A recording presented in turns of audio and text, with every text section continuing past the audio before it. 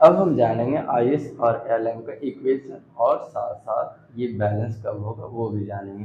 सबसे पहले हम जानते हैं कि आईएस को गुड्स मार्केट भी कहते हैं और इसका इक्वेशन होता है सी वाई माइनस टी प्लस आई बड़ा आई माइनस छोटा आई जी प्लस एन एक्स। मतलब वाई क्या है, रियल जीडीपी है, और आई इंटरेस्ट रेट है, टी टैक्सेस है, आई इन्वेस्टमेंट है, और जी जो लिखा हुआ गवर्नमेंट स्पेंडिंग, एन एक्स मतलब नेट एक्सपोर्ट है, मतलब एक्सपोर्ट माइनस इम्पोर्ट है।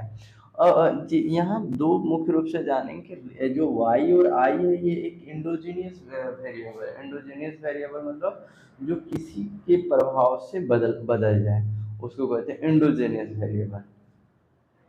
अब इधर हम समझते हैं जो एलएम का इक्वेशन है, एलएम को क्या कहते हैं, मनी मार्केट भी कहते हैं।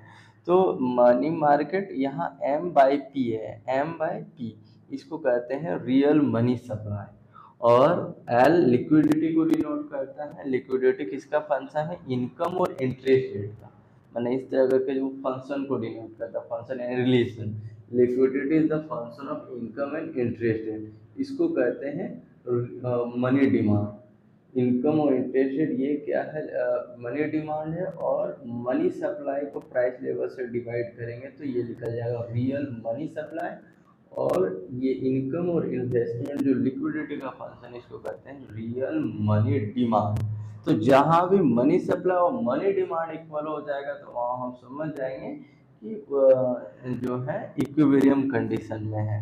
तो हम यहाँ समझते हैं एम क्या है, मनी सप्लाई है, पी क्या है, प्राइस लेवल है, वाई क्या है, वाई क्या है, इनकम का है या फिर रियल जीडीपी कह सकते हो। जो छोटा आई है वो क्या है, इंटरेस्ट रेट है।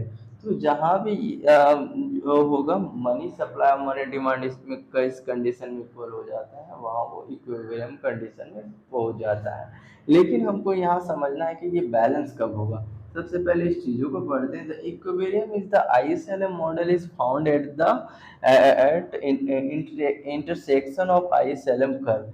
तो यहाँ हम लिखें कि आईएसएलएम इक्विलिब्रियम वैसे पोजीशन में होगा जब आईएस और एलएम कर्व दोनों एक दूसरे को कट करेगा, वहाँ आईएसएलएम जो कर्व होगा वो क्या हो जाएगा, बैलेंस हो जाएगा। देखिए इस जगह आईएस ये कर्व है डाउनवर्ड स्लोपिंग, एलएम ये अपवर्ड स्लोपिंग, ये यहाँ कट रहा है।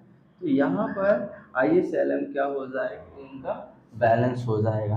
अब where both the goods market and money markets are in balance, यहाँ दोनों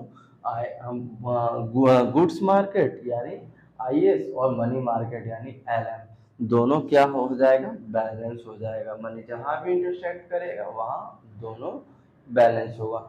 लेकिन हम यहाँ इक्वेशन के माध्यम से कैसे समझेंगे, तो यहाँ ये समझेंगे कि मान लेते हैं कि यहाँ 20% अगर इंटरेस्ट रेट है और यहाँ इनकम 100 रुपये हुआ, कौन से मार्केट में, गुड्स मार्केट में।